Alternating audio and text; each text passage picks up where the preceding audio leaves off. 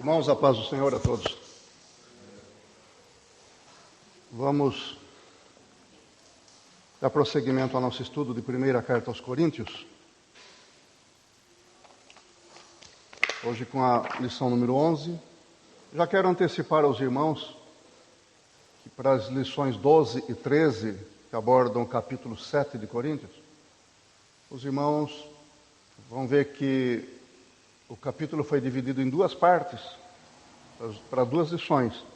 Mas eu quero lhes pedir que leiam o capítulo todo e leiam as duas lições também para a próxima semana, por favor, porque é um capítulo muito longo, são 40 versículos, mas é um conjunto, é difícil dividir. Se não houver jeito no preparo de fazer uma aula só, aí a gente divide. Mas se tiver jeito, eu vou preferir manter. Vamos ver, né? Porque, claro que vai depender do tempo. Mas eu peço para os irmãos já ficarem preparados e ler tudo. As duas lições e o capítulo 7 todinho. São só 40 versículos, né? Uma semana, não é nem graça. A lição de hoje, número 11, de quem é meu corpo? Baseada em 1 Coríntios capítulo 6, versículos 12 a 20. Nós vamos ler.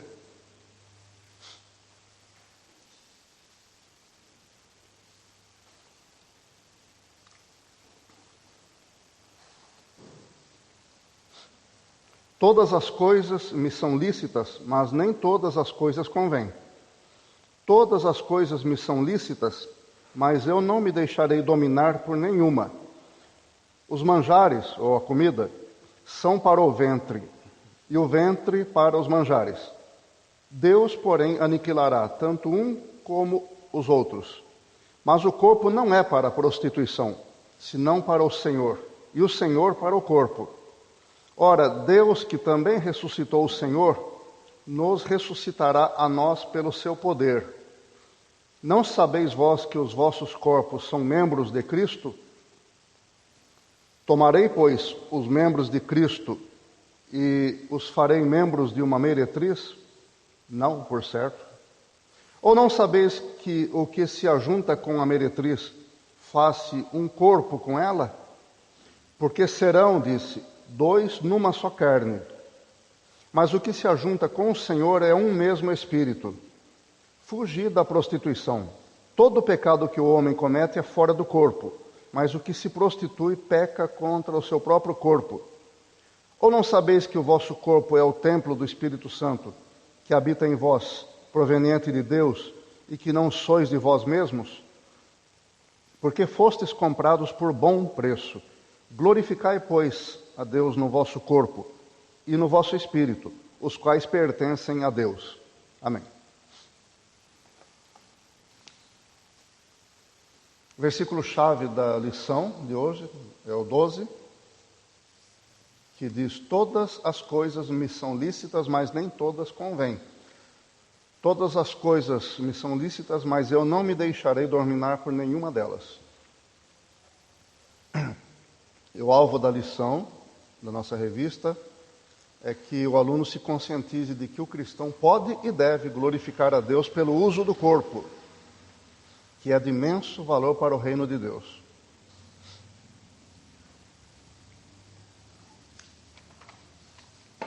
A introdução da nossa lição diz que a liberdade em Cristo é uma verdade enfatizada por Paulo em vários trechos bíblicos.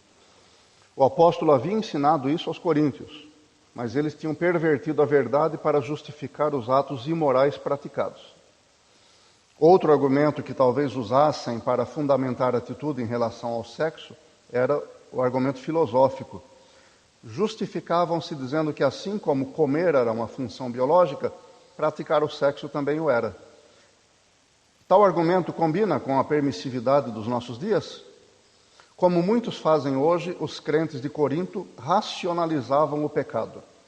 Eram inteligentes e encontravam boas razões para praticar as coisas erradas. Além do mais, viviam numa sociedade imoral em que a promiscuidade era tolerada. Por essa razão, o apóstolo exprime-lhes o princípio da liberdade cristã, que está no versículo 12 que nós lemos, e fala do que é permitido, conveniente, e da necessidade do autocontrole. Aqui no penúltimo parágrafo, vocês viram que eu alterei. Além do mais, viviam numa sociedade onde a promiscuidade era tolerada, eu mudei para em que? Questão gramatical só, tá? Onde é advérbio de lugar, e aqui está falando de uma situação, não está falando de um lugar. É muito comum as pessoas errarem isso, falando, o culto, onde aconteceu isso? Onde se fala de lugar, não fala de situação. Tá? O lugar onde eu morava, aí tudo bem, mas... Bom, vamos lá para a nossa lição, que está dividida em 2 capítulos. Primeiro fala do que é permitido, o que é conveniente e o autocontrole. Veja, o autocontrole é o nosso domínio próprio, é disso que nós vamos falar. E a segunda parte diz que o corpo é para o Senhor. Paulo começa, aliás, ele continua, né? Porque o discurso dele continua, mas a lição começa com o versículo 12.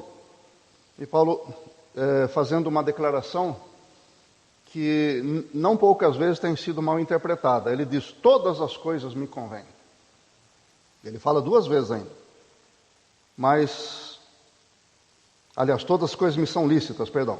Mas nem todas as coisas convêm. Todas as coisas são lícitas, mas eu não me deixarei dominar por nenhuma. E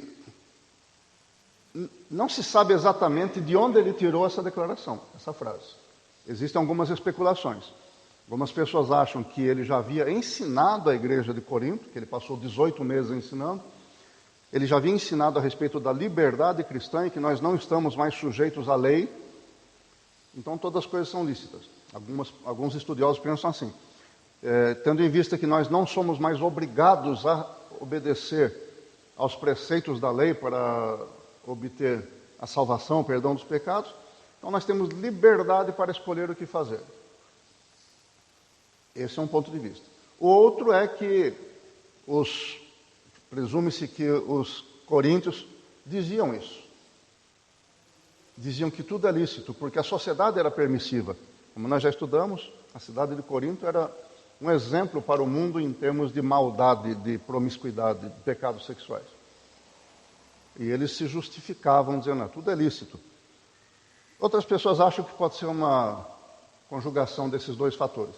Paulo ensinou que tudo é lícito para aquele que está salvo em Jesus Cristo e que, na verdade, os crentes de Corinto já aproveitaram a situação da cidade deles e corromperam essa declaração como sendo uma permissão para fazer qualquer coisa, tendo em vista que tudo é permitido, a graça de Deus me alcança, então eu posso fazer qualquer coisa.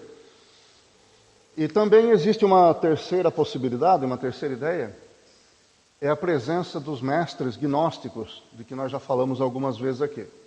Os mestres gnósticos que falavam que tinham um conhecimento superior, gnose é conhecimento. Eles se consideravam muito mais sábios do que os outros, se achavam que estavam numa esfera superior de sabedoria e de espiritualidade, e diziam que a alma é inerentemente boa e o corpo é inerentemente mau. Toda a matéria é má, na ideia dos gnósticos. E que a alma só vai ter plena liberdade e alcançar a perfeição, a santidade perfeita, depois que ela se desvincular da matéria. Isso os mestres gnósticos ensinavam e o mundo grego estava cheio de gente desse tipo. Aliás, gnósticos ainda existem no nosso tempo e até nas igrejas. E, em consequência disso, já que a matéria é má e a alma é boa e precisa se libertar da matéria, eles dizem que quanto mais você bombardeasse o seu corpo, quanto mais você o danificasse, cometendo todos os tipos de coisas, tanto mais você estaria mostrando o ridículo que ele é e dando mais liberdade para a alma, porque o corpo, no entendimento deles, tem que ser destruído. Bom, aí dá para vocês entenderem que para eles isso era um passaporte para cometer todo tipo de pecados, todo tipo de baixaria, para poder destruir o corpo. Portanto, essas 3 possibilidades de onde ter vindo essa declaração de Paulo, né? Todas as coisas me são lícitas, mas nem todas me convêm. Eu acredito que as 3 estão em foco aqui em Corinto. Acho que as 3 estavam acontecendo mesmo. E a verdade é que os nossos irmãos lá de Corinto, haviam desvirtuado a palavra. Por quê? Porque agora que nós estamos em Cristo, nós não estamos mais sujeitos à lei. Morremos em Cristo para a lei. Mas agora nós pertencemos a Jesus Cristo. Então, o que era pecado no tempo da lei, continua a ser pecado no tempo da graça. Eu não estou sujeito mais à letra da lei, porque eu não dependo mais dela para correr atrás da minha salvação. Eu não preciso mais obedecer aos preceitos da lei. Mas agora eu pertenço a Jesus Cristo. E a lei de Cristo, como a própria palavra diz, a lei da vida em Cristo Jesus me libertou da lei do pecado e da morte. Então agora, em Cristo Jesus, eu tenho um outro senhorio, eu tenho a quem obedecer. O Senhor não me libertou da escravidão do pecado e de estar preso à lei para ficar simplesmente sem dono, vagando pelo mundo e fazendo o que eu quero. Não. Eu voluntariamente me entreguei a Jesus Cristo, Ele quebrou os grilhões, as cadeias do pecado, quebrou minha vinculação à lei, agora eu pertenço a Ele, voluntariamente. E se eu quiser manter meu relacionamento com Cristo, eu tenho que seguir os passos dele. Não é lógico isso? Ou ele é santo, ele nunca cometeu e não comete pecado, ele é perfeito, é puro, mas eu posso ser pecador e continuar nele, continuar no corpo de Cristo. Posso fazer as barbaridades que eu quiser e continuar no corpo de Cristo. Isso é um contrassenso. E Paulo está mostrando isso para os nossos irmãos corintianos, que esse tipo de comportamento não condiz com a nossa condição em Cristo. Não corresponde à nossa posição em Cristo. Porque nós não estamos servindo a um Senhor que está envolvido em pecado, mas um Senhor que é santo. E Ele quer dominar nossas vidas. E tem mais. Deus está trabalhando em nossas vidas em termos de santificação, que é um ato conjunto, né? Nosso e de Deus, é um ato de cooperação.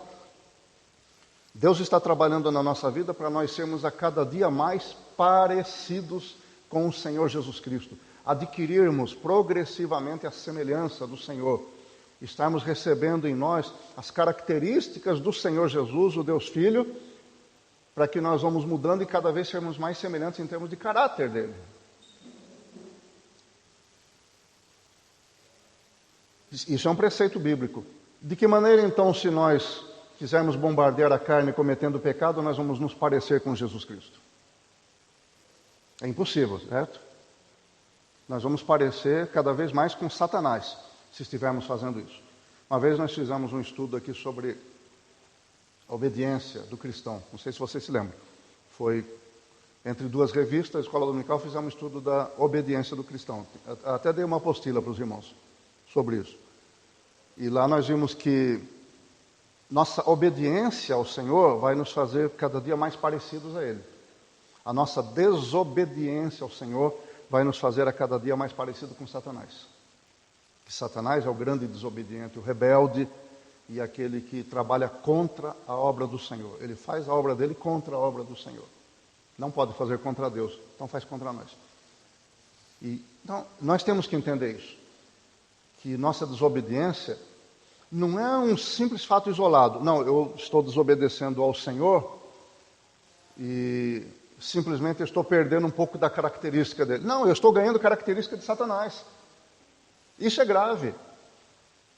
Então a desobediência ao Senhor é uma coisa muito séria. E como a lição diz, os crentes de Corinto eram inteligentes. Eram pessoas da cultura grega que primavam pelo raciocínio. E já falamos isso muitas vezes.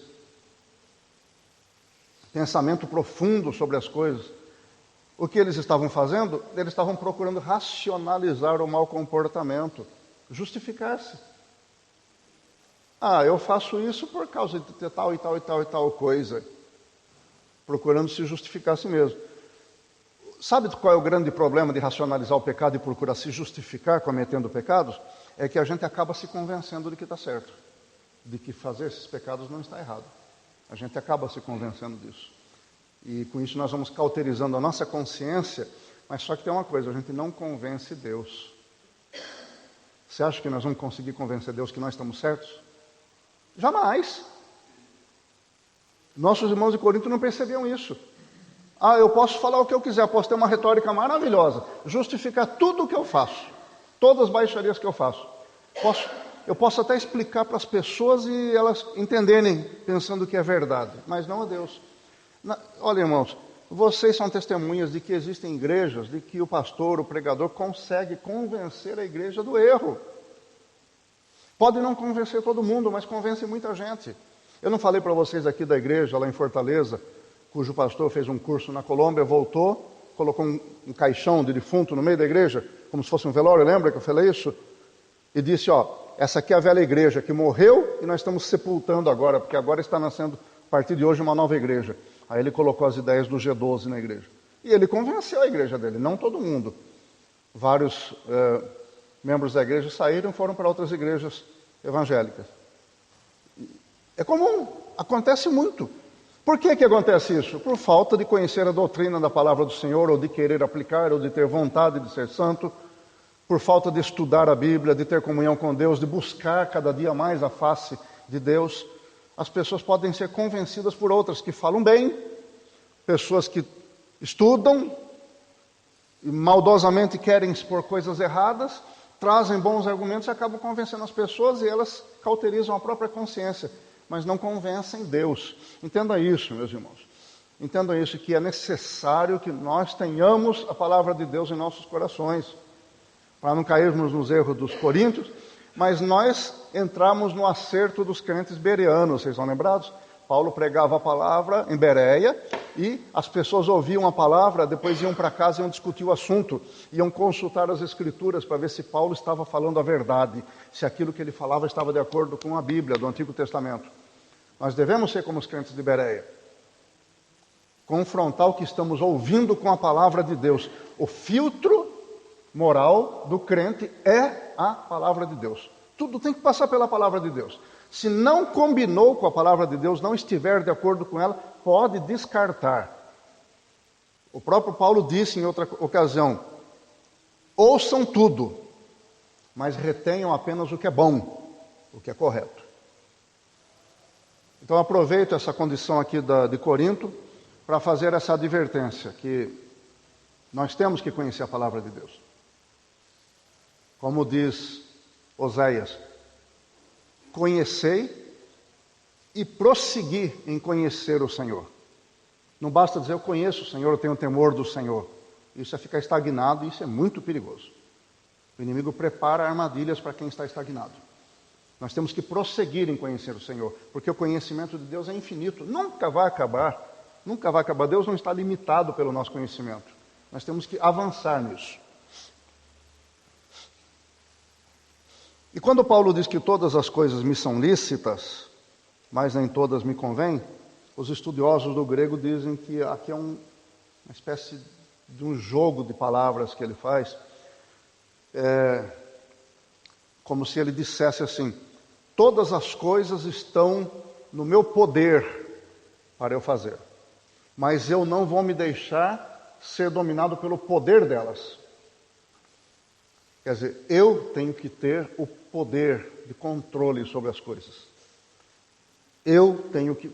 Você já percebeu que Deus coloca isso nas suas mãos? E o que Paulo está tentando dizer aqui é verdadeiro? Que Paulo coloca isso nas suas mãos? Deus não impede você de cometer pecado? Deus não obstrui as suas decisões? O ser humano tem livre arbítrio e tem inteligência, tem capacidade de planejamento, tem raciocínio, consegue ver o futuro, assim, em termos de planejamento, consegue antecipar coisas. Só o ser humano, em relação à criação de Deus. Os animais não podem isso. E Deus nos dá essas condições, essas faculdades, e Ele quer que nós planejemos. Jesus contou parábolas sobre planejamento, que nós temos que planejar coisas. É claro que as decisões cabem a Deus, mas Deus permite que os seus filhos se arrisquem no planejamento e na tomada de decisões. As nossas decisões não são todas perfeitas. Às vezes nós temos que mudar os planos, não é verdade? Às vezes quebramos a cara. Mas com isso nós estamos aprendendo e amadurecendo. Mas o que é importante na tomada de decisão e no nosso planejamento? O que é importante? É cumprir a palavra de Deus. Se a igreja vai reformar aqui, tirar essa porta daqui e colocar para lá, essa decisão pode não ter implicação espiritual ou moral nenhuma. Então Deus deixa que a igreja decida isso. Mas se a igreja pretender tirar essa porta daqui e colocar lá no muro, no quintal do vizinho, tem implicação moral, porque está invadindo a privacidade alheia. Então nossas decisões têm que passar pelo filtro da palavra de Deus. Mas do ponto de vista técnico, quando não há implicações morais e espirituais na nossa decisão, já percebeu que Deus deixa nós tomarmos decisão à vontade? E nós temos que aprender com elas. O Naldo está consertando um veículo e ele fala, não sei se eu coloco essa bomba de combustível do modelo A ou de modelo B. Deus não vai mandar um anjo para o Naldo descobrir se é modelo A ou modelo B. Ele vai ter que consultar os manuais, perguntar para os colegas, ver na internet, ele vai ter que ver o tamanho da rosca, ele vai ter que tomar decisão por conta dele. Aí ele fala, puxa vida, comprei a bomba errada, agora vou ter que comprar outra, vou ter que trocar. E ficou na mão dele, porque ele vai aprender. Deus está permitindo que ele amadureça com isso. Agora, quando as decisões são do nível moral e espiritual, vou repetir, nós temos que passar pela palavra de Deus. Por quê? Porque compete a nós também tomarmos decisões e escolher o modo de tomar decisões. E aí você vai dizer, poxa, mas aí a gente caiu numa enrascada agora, porque nós somos principiantes, não sabemos tudo. A gente agora está no mato sem cachorro, então, para tomar decisões morais. É por isso que nós temos o Espírito de Deus. Nós precisamos manter comunhão com o Espírito do Senhor em oração, conversar com Ele. Não é só estar de joelhos. Não é só estar sozinho. Tudo isso sim é importante. Nós temos que fazer isso eventualmente. Mas é principalmente ter comunhão de intimidade com Ele. O Espírito do Senhor não espera você estar de joelho para Ele dizer que você é filho de Deus. Então, converse com o Senhor em todo o tempo. Seja íntimo dEle. Por que isso? Porque você sendo íntimo de Deus, você vai conhecer melhor o Senhor. Aquele exemplo que eu já dei aqui, quando você recebe uma carta vamos dizer que você recebe a carta de um determinado amigo, muito querido seu, um grande amigo de infância que passou um tempo fora. Você conviveu com esse seu amigo durante muito tempo. Muito tempo. Você sabe quase tudo dele. Sabe como ele se expressa, tipo de brincadeira que ele usa. Aí ele escreve uma carta para você, mas antes de você ler a carta, outra pessoa lê e fica brava. Como é que você pode chamar esse cara de amigo? Olha as coisas que ele fala aqui com você. Olha que bobagem e tal. Aí você pega a carta e lê. Não, peraí, você não entende. Eu sei o que ele quer dizer aqui. Porque é uma linguagem que nós usávamos quando nós estávamos juntos. Ele faz essa brincadeira comigo. Eu sei que ele fazendo isso, ele está sendo sincero comigo e ele está me alegrando com isso. Por que você entendeu e a outra pessoa não entendeu? Qual foi a diferença? Porque você está falando do seu amigo e o outro não está falando do amigo dele. Então, a amizade que você tem com quem escreve para você, a amizade que você tem, é um grande auxílio para você compreender o que ele está dizendo. Pescaram? Essa aqui é a Bíblia Sagrada, é a palavra de Deus, é a carta que Deus escreveu para você, é do seu querido amigo. Você vai entender melhor o que Deus está querendo dizer quando você tiver uma amizade mais profunda com Ele. Vá aprofundando na amizade. Os crentes de Corinto não se aprofundaram na amizade com Deus. Apesar de Paulo ter passado 1 ano e meio ensinando a palavra, eles se aprofundaram em conhecer as coisas do mundo ao redor deles. Eles se aprofundaram em dar ouvido aos gnósticos, aos sábios, aos retóricos, aos filósofos, aos sofistas, mas eles não se aprofundaram na amizade com Deus. Escolha bem seus amigos, mas saiba que o melhor amigo que você pode ter é o Senhor. Até na hora de castigar você, Ele diz, eu repreendo e castigo aqueles a quem eu amo. Gente, não existe amigo que seja comparável ao Senhor Jesus Cristo. Vale a pena aprofundar a amizade com Ele e conhecer a palavra. E Ele nos dá uma capacidade de nós vigiarmos as coisas e nos controlarmos em relação a elas. É o que Paulo está dizendo aqui. Todas as coisas me são lícitas, mas nem todas elas me convêm. O que ele está fazendo? Ele está exercendo juízo, ele está julgando as coisas. Todas as coisas me são lícitas, mas eu não vou me deixar dominar por nenhuma delas. Ele está exercendo discernimento. Isso nós temos que fazer, não podemos cair como patinhos. Vamos analisar as coisas à luz da palavra do Senhor e vamos dizer, eu posso fazer isso. Eu tenho liberdade para fazer isso. Se quiser eu faço agora, mas eu estou percebendo que isso não me convém. Não vai dar certo isso. Deus não vai gostar disso, então eu não vou fazer.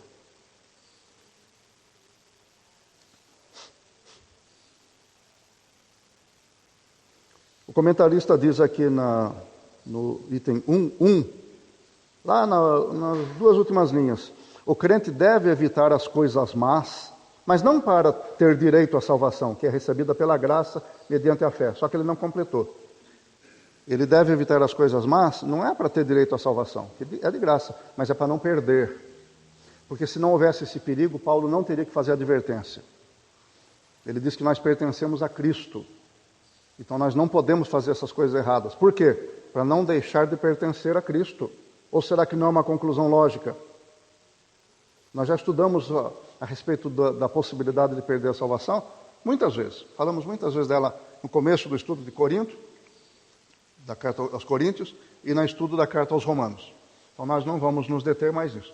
Mas aí você vai dizer assim, né? Mas Jesus falou que aquele que vem a mim de maneira nenhuma lançarei fora. Eu não vou perder nenhuma das minhas ovelhas? Com certeza. O problema não está em Jesus Cristo. É claro que ele não vai deixar o lobo roubar nenhuma das ovelhas. É claro que ele não vai lançar fora nenhuma das suas ovelhas. O problema não está em Jesus Cristo como nosso pastor. O problema está em nós como ovelhas.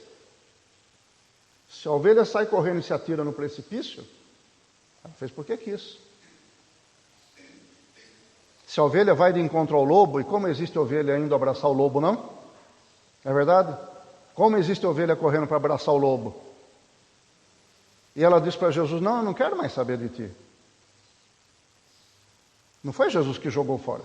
E não foi ele que perdeu a ovelha.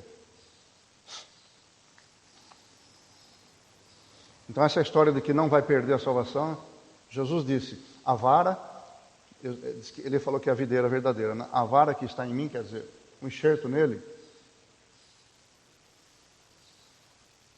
se não der fruto, se está em Jesus Cristo é porque foi enxertado nele, certo? Faz parte do corpo de Cristo.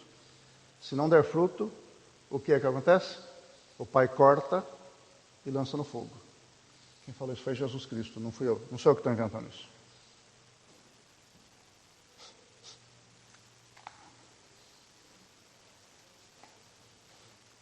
Essa questão envolvida com todas as coisas serem convenientes, aliás, todas as coisas serem lícitas, mas nem todas serem convenientes, abarca um mundo de coisas, um mundo de possibilidades. E, como eu disse, nós temos que fazer um julgamento moral daquilo que, através do que nós queremos expressar nossa liberdade. Nós vamos estudar mais adiante novamente, porque já estudamos em Romanos, por exemplo, que eu posso comer carne sufocada, eu posso comer chouriço, eu posso comer isso, aquilo, carne sacrificada aos ídolos. Posso? Paulo disse que sim. Ele falou assim, comei de tudo que se vende no açougue, sem nada perguntar. Comei de tudo que se colocar à mesa, sem nada perguntar, por causa da consciência. Então, e ele disse aqui também, a comida é para o estômago é para a comida. Jesus Cristo, quando foi interpelado pelos fariseus, a respeito dos discípulos dele comerem sem lavar as mãos, que era um ritual, não era questão de higiene. Na época não era entendido assim, sabe? Era um ritual. Quando falaram, por que os seus discípulos não lavam a mão antes de comer? Qual foi a primeira palavra que ele falou para as pessoas, para os fariseus? Hipócritas. Vocês invalidam o mandamento de Deus e querem vir com essas coisinhas agora? Estou usando minhas palavras. Ele disse, aquilo que entra pela boca do homem não contamina, não o torna impuro. Entenda que quando Jesus está falando não torna impuro, não está falando que não existe problema de microbiologia, não existe problema de contaminação biológica. Ele está falando de religião, porque as pessoas não entendiam de microbiologia na época. Porque os judeus achavam que comer com as mãos sujas deixavam impuras e não podiam prestar serviço a Deus. Quem comesse sem lavar as mãos não podia orar ao Senhor, não podia levar oferta, não podia fazer o serviço religioso. É isso que eles estavam entendendo. E Jesus falou, vocês são hipócritas. Aquilo que vem de fora, entra pela boca do homem, não tem poder de fazer isso, de tornar impuro diante de Deus. É aquilo que sai da boca do homem, porque procede do coração, aquilo que a pessoa fala. Quando Jesus disse isso, ele liberou geral a alimentação. Por quê? Porque a história de comer sangue, de comer carne sufocada, de comer coisa oferecida aos ídolos, era um problema de ritual religioso. Era tornar a pessoa impura para se apresentar a Deus. Ou, se o cara pega uma peça de contrafilé, o açougueiro é pagão, ele coloca no altar para oferecer lá para Iemanjá, por exemplo. Depois pega, corta em bife e vende e você come. Você vai para o inferno por causa disso? Iemanjá não é nada. O altar pagão não é nada. O açougueiro não é nada. E a palavra de Deus diz que todo alimento consagrado a Deus é purificado pelo poder da palavra e pela oração. Qual é a condição moral que um ídolo pode imprimir na comida que você vai ingerir? O que ele pode fazer do ponto de vista moral? Não pode fazer nada. Se colocar veneno na carne, ainda vai. Se colocar alguma coisa que possa estragar a carne. Mas o que é que uma entidade espiritual pode fazer pela sua comida? Não pode fazer nada. Ainda mais você consagrando a Deus. Então veja que, voltando a Paulo, ele diz, todas as coisas são lícitas. Mas por que nem todas? Porque nem sempre convém isso. Porque existem pessoas, existiam no meio da igreja, pessoas que olhava e ficava falando, puxa vida, esse indivíduo aí não devia estar comendo isso. Ele vai para o inferno. Ele está comendo essa carne aí consagrada aos ídolos, está comendo carne com sangue, ele vai para o inferno. Aí um irmão está condenando o outro irmão por causa da liberdade. E Paulo falou, não convém fazer isso. Você tem o direito de comer carne consagrada aos ídolos, carne sufocada, comer chouriço, tem. Então não coma perto dos irmãos que são fracos na fé, que vão se escandalizar. Só que os irmãos fracos na fé também precisam amadurecer, né?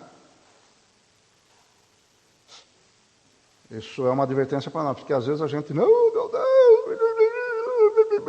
a gente fica aí botando defeito nos outros, e é por coisa que não tem valor moral. Não pode fazer nada, não pode modificar nada na sua vida.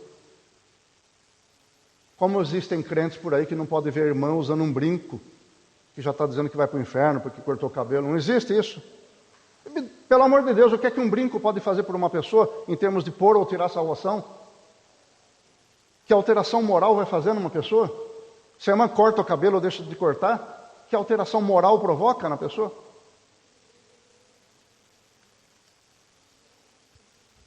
Bom, vamos lá que esse é tema, a gente já está entrando bem num tema futuro, né?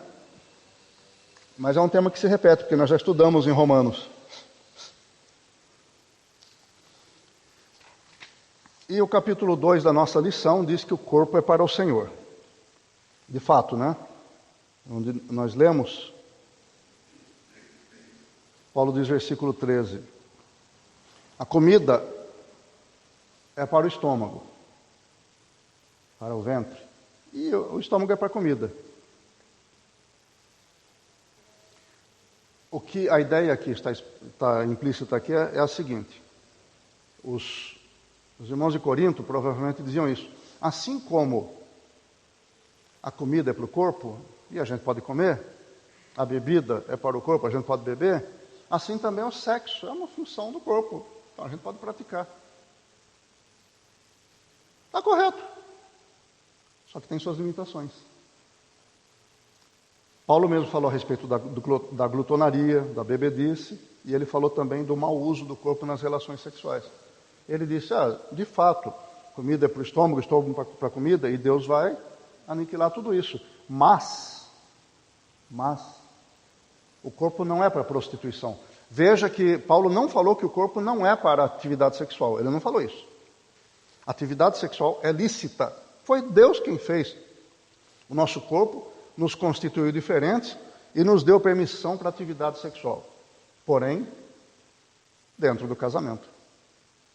Fora do casamento é porneia. Porneia é um termo em grego que abrange uma grande gama de ilicitudes na área sexual. E Paulo está dizendo, o corpo não é para porneia. O corpo não é para ilicitudes sexuais. Por quê? Aí que vai entrar um argumento que é do âmbito espiritual e que é poderoso. O corpo não é para a prostituição, senão para o Senhor e o Senhor para o corpo. O corpo é para o Senhor e o Senhor para o corpo. Isto é, nosso corpo pertence ao Senhor e o Senhor tem relação com o nosso corpo. Não estou falando de relação sexual, claro. Estou falando que Ele habita nosso corpo. Ele se manifesta através do corpo.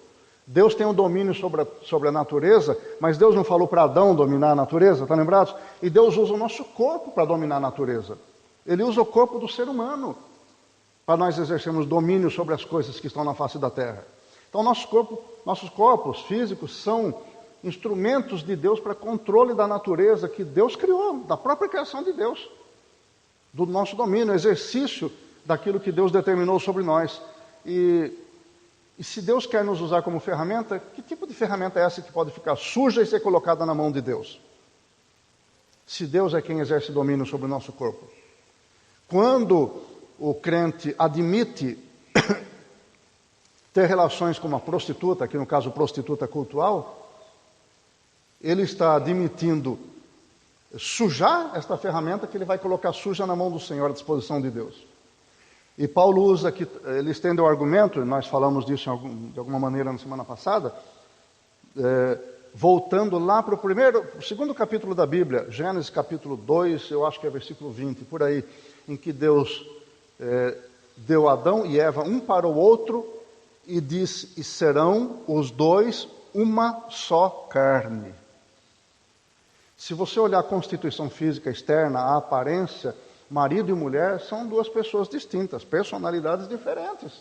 São dois corpos diferentes. Porém, do ponto de vista moral e para Deus, quando um homem e uma mulher se juntam sexualmente, eles passam a constituir só uma carne. Como se constituísse um corpo só. E Paulo diz, agora eu vou pegar o meu corpo e vou fazer uma só carne com uma prostituta, sendo que eu pertenço a Cristo e Ele habita em mim. Ele falou, de jeito nenhum. De maneira nenhuma eu posso fazer isso. E ele diz mais, e vocês não sabem não que aquele que se ajunta com o Senhor forma com Ele um só espírito? Olha que baixaria. Eu que sou ligado em Cristo, feito só um espírito com Ele.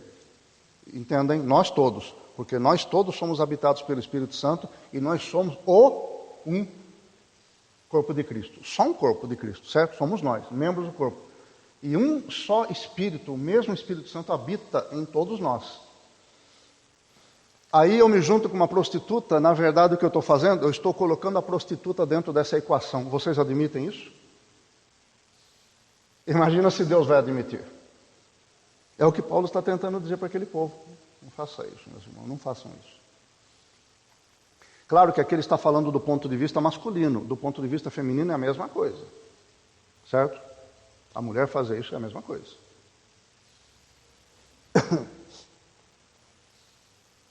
Versículo 18. Fugir da prostituição. É bom estudar um pouquinho de gramática de vez em quando, né? Esse verbo fugir, do verbo fugir que está aqui. Desculpe, viu, meus irmãos? Usando muito máscara, eu tenho muito problema alérgico. Aí eu fico tossindo e pigarreando durante a aula, vocês não levem a mal, não. E também perfume, essas coisas. Eu estava sentindo um cheiro de desinfetante agora há pouco aqui, não sei se vocês sentiram. Eu estou até com coceira no rosto e também provoca essa tosse alérgica.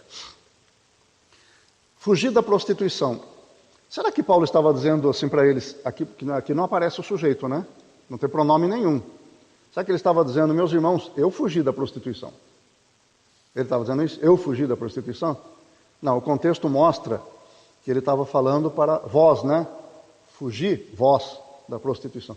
É bom estudar gramática, viu? Existem algumas coisas na Bíblia que só o estudo da gramática vão nos esclarecer. Aqui, o verbo fugir, essa conjugação, essa flexão do verbo, pode ser tanto eu fugir quanto fugir vós, o imperativo. E às vezes uma vírgula aqui muda o sentido. Paulo disse, escrevendo aos Tessalonicenses, para os crentes não se comportarem de tal maneira como os gentios que não temem a Deus. A tradução, uma das traduções do Almeida tem uma vírgula e a outra não tem a vírgula. Como os gentios, vírgula, que não temem a Deus. E a outra, como os gentios que não temem a Deus. Muda completamente o sentido. Porque quando você põe a vírgula, você está dizendo que os gentios em geral não temem ao Senhor. E quando você tira a vírgula, você está se referindo apenas àquela parte dos gentios que tem temor do Senhor. Como os gentios que não temem a Deus. Como aquele grupo de gentios que não temem o Senhor. Então, uma vírgula modificou o significado. Então, não podemos descuidar da gramática para estudar a Bíblia, não, tá? É bom a gente se tem dificuldade, pergunte, procure analisar melhor, não passe reto, porque às vezes vai deixar de entender por causa de um detalhe gramatical. E Paulo está dizendo para os irmãos de Corinto, vamos passar agora para vocês, né, em vez de vós, para não complicar. Ele está dizendo, fujam da prostituição. Aí aquele pessoal fala, está me estranhando? Está pensando que eu sou covarde? Eu vou fugir das coisas? Não, eu vou para cima. Eu vou meter os peitos, vou enfiar o pé na porta. Não quer esse negócio de fugir. Eu vou enfrentar. Vai, que aí vai, tem o direito. Mas a recomendação é fugir. Por que isso? Porque a prostituição aqui não está se referindo apenas a se relacionar com uma meretriz, uma prostituta. Aqui, como eu disse, é porneia. É um termo que abarca uma grande quantidade de ilicitudes na área sexual. Ele está dizendo para fugir porque é uma armadilha muito poderosa, gente. Pelo amor de Deus. As propagandas de automóvel agora tem ou um rapaz muito bonito ou uma moça de biquíni. Eu não tenho assistido mais televisão, não vejo mais propaganda na televisão há muitos anos. Mas até o tempo que eu vi na pré-história, né, que eu via, ou nas revistas, é assim.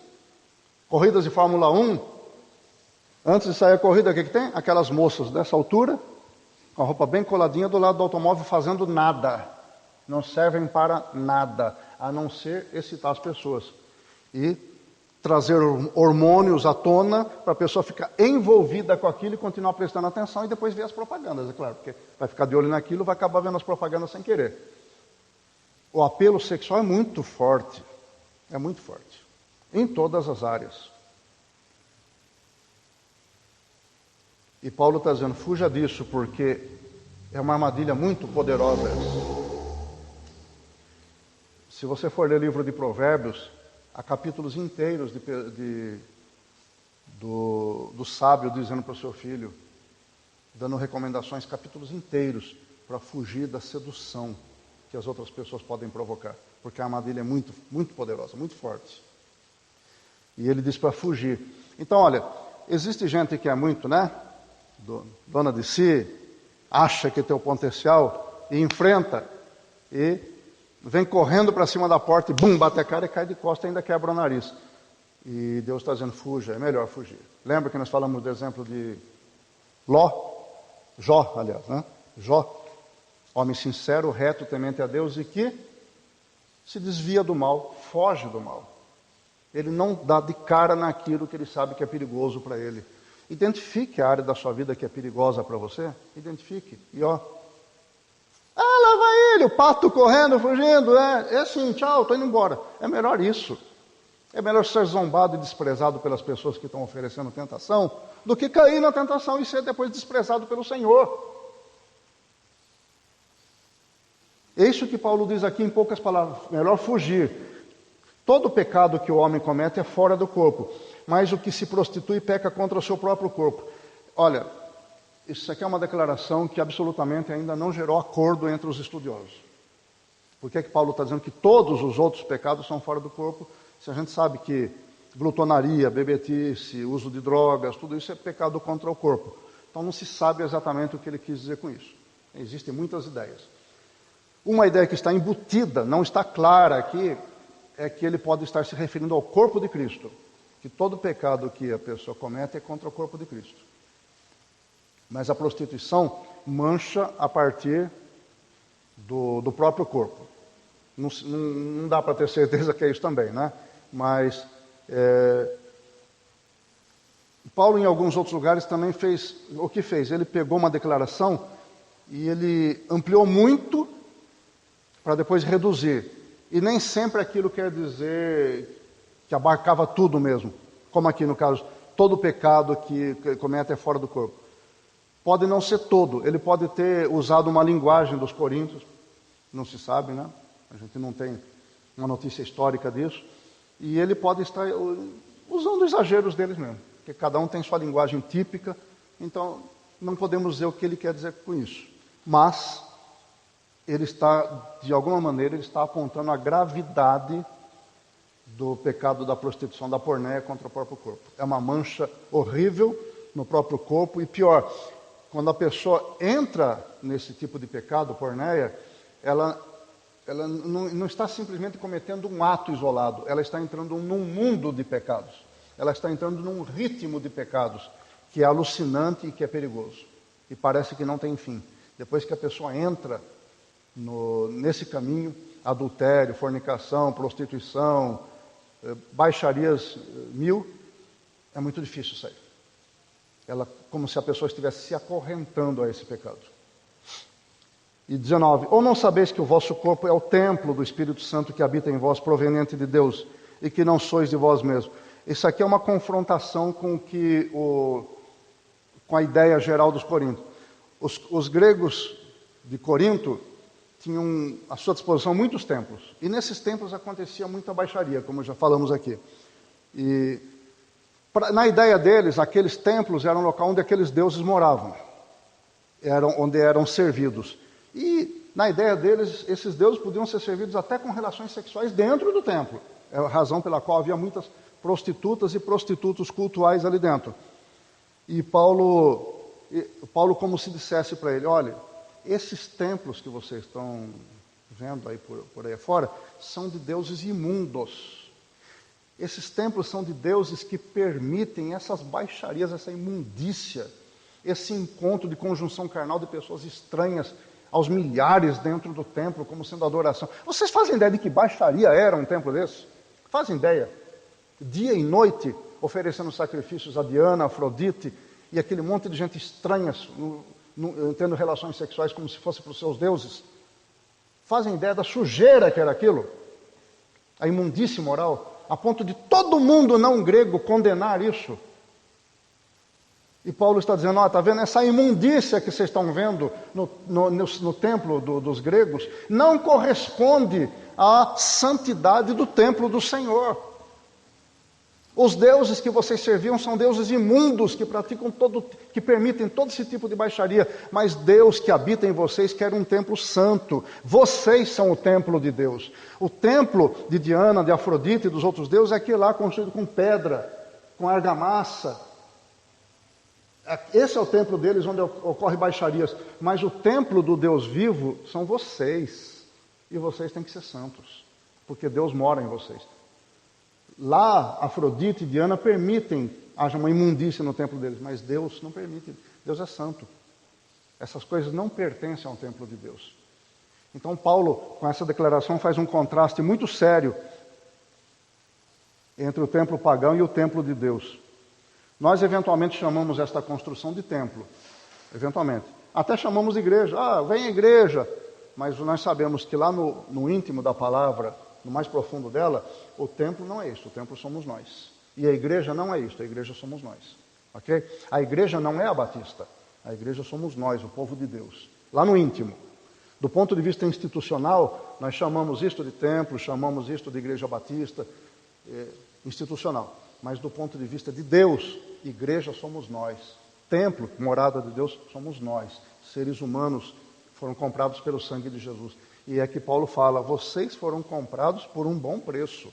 A ideia que ele estava passando é, vocês foram comprados por um preço muito elevado. O que é bom preço?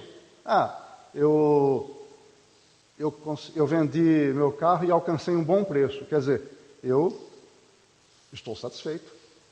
Ou eu recebi tudo o que eu queria, ou eu recebi até mais do que eu queria. Como se Paulo estivesse dizendo, vocês foram comprados por um preço muito alto, muito mais do que vocês valiam.